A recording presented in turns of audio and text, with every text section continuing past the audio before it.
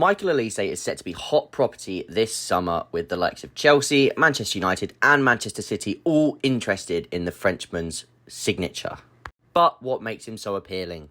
So let's start with how the dynamic would look at Chelsea. Under Enzo Maresca, he would be at that right-hand side winger, holding the height and the width of the team. These players are set to get into a lot of positions to go 1v1 with the fullback, isolate and create from these areas of the pitch. They're very important for creating chances. And this is why the combination of Palmer and Olise on that right-hand side for Chelsea, with those two left foots and creation that they offer, could be devastating. Let's speak about one motion that Maresca used a lot at Leicester on that left-hand side with Mavididi and Dewsbury Hall. As I spoke about in my Maresca video, often the number 8s will drop into these little pockets of space between the midfielders, the defenders and the high and wide wingers to collect the ball and become the receivers between the lines. Once they've completed this motion towards that little pocket of space, once they draw away and run further forwards towards the striker, as you can see on screen now, that would offer that gap to the winger to then drop a little bit deeper to receive the ball. This then allows the players to carry out this motion with Olise, or this would have been Mavididi on the left for Leicester under Maresca, coming inside on their stronger foot whilst the number 8 drags away from the centre of the pitch towards that right-hand side. So again, that would have been Dewsbury Hall on the left-hand side for Leicester. Popping up on screen now is just a few examples of these sort of runs where Mavididi would come inside on his stronger right foot to either create from that zone or get a shot off on goal, and Dewsbury Hall would try to pull defenders away with him. Those little combinations, as you can see out wide here, would allow Mavididi the creation and the space to make things happen in those zones. Now just imagine how this could look with Cole Palmer and Michael Olise on that right-hand side, cutting inside on their deadly left foot to either unleash a shot or make something happen by creating inside and cutting in on that deadly left foot. Now let's talk about the Olise zone, as I wanted to call it. This area of the pitch where he is the most effective on that left foot of his, where he can create anything out of nothing.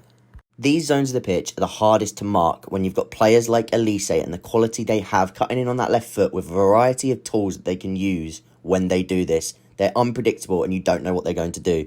The main thing that Olise unleashes from this position is what a lot of people have referred to as this little pitching wedge cross of his, which I think is a great analogy, where he puts in that ball, dinks it over into the back post, and is almost on the money every time, very much like De Bruyne and Trent from their sides of the pitch.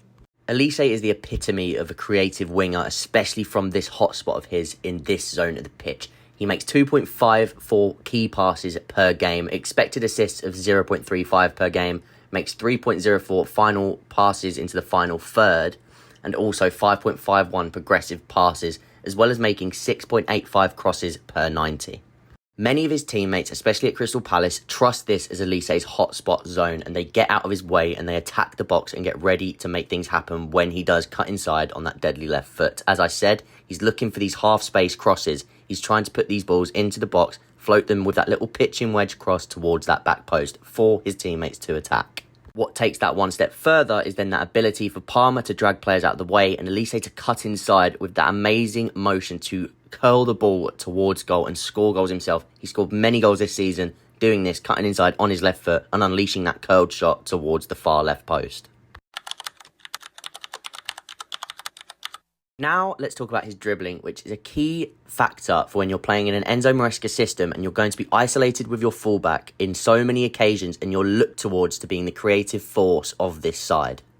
Olise is more of a controlled dribbling type player. He's not a maverick who's going to run at you at speed every single chance he gets, more of a Madueke style, but instead he's going to size you up and look at the opposition player's feet to then decide what is his best route to get round that player. Combination of that close control and quick agile movements to deceive his man is what makes Olise so potent in these 1v1 scenarios. As I said, his ability to look up and size up his opponent, decide on the go what is the best way he can beat his man and make something happen is what makes him such a special winger. And having said he's not a maverick dribbling style winger, he's no slouch. He can, of course, look up, and if he sees the space to go, he does have the speed, power and pace to get in behind and attack the byline. Now, in a Maresca system, you're going to be isolated with the fullback, as I keep mentioning, in as many 1v1 scenarios you can get into, and this would suit Olise to the T, who manages to attempt 5.86 take-ons per 90 and creates 2.82 successful take-ons per 90. Not only this, but he's also a great carrier of the ball. He can make 3.53 carries into the final third per 90, 4.8 progressive carries per 90, and 1.91 carries into the penalty area per 90, whilst also drawing 3.04 fouls per 90, winning those set pieces, which is another specialty of his. Now let's speak about some other positives about Michael Olise, one of them being his set-piece quality, and adding that to the Chelsea side that quite often lacks that at times last season, and even in the past before that, adding the likes of Tosin Adarabioyo as another 6'5" option in the box, and trying to add a few more pieces to help the new set-piece coach Bernardo Cueva from Brentford to improve those set pieces both offensively and defensively for Chelsea this season. As you can see from his stats as well, he has got a decent defensive effort and output when he is playing as that right winger. He makes 1.34 tackles per 90, 0.78 interceptions, 1.48 blocks, and 0.64 clearances. He's willing to press from the front, he's willing to track back, and he's willing to be part of the block when you are defending. He's switched on enough to the point where he can do that, and he will take on the tactical instruction defensively as well as offensively for his manager and his team. Again, some more stats. He's got high-level goal and assist numbers with 3.95 shots per 90, so he adds to that shot volume that Chelsea want to add to. He also outscores his XG by plus 0.32, so he's scoring a lot more goals than his XG would suggest he should. And just to further back up the point of how good a creator Olise is from that right-hand side, he makes 5.79 shot-creating actions per 90, 0.99 of them goal-creating actions per 90. So he's basically making a he's having a goal-creating action per 90, 0.99. That is a ridiculous stat, and that shows how high-level a creator he is for himself, but also for his teammates. Now, of course, we do have to touch on the one negative that I think with Olise a lot of people like to talk about, and that is his injury record, which actually isn't as bad as it's made out to be.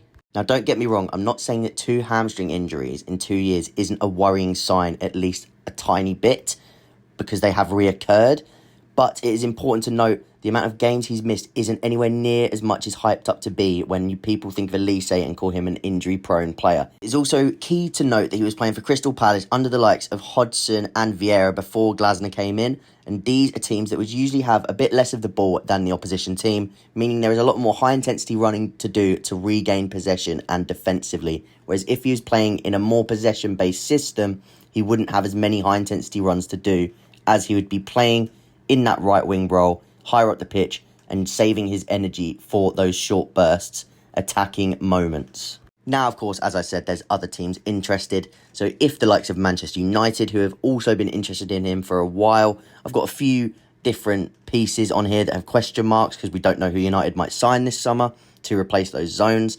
But Olise is one that they are looking at for that right-hand side. And again, with Manchester City, he's another one that would make a lot of sense. He would add so much to that team. They have signed Doku, but he's another one. He's a Maverick-style dribbler, whereas Olise is a bit more controlled, as I said earlier. So he would add that creation asset to Manchester City and a different dynamic that they could play with. And, of course, we might see a little right-hand side resurgence this season. A bit of a...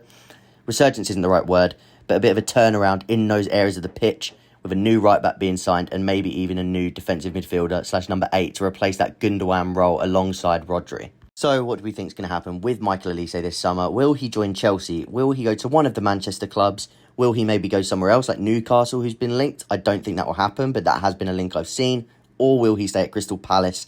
Let me know in the comments down below if you want Olise to join Chelsea or if you think he'll join another club. Let me know.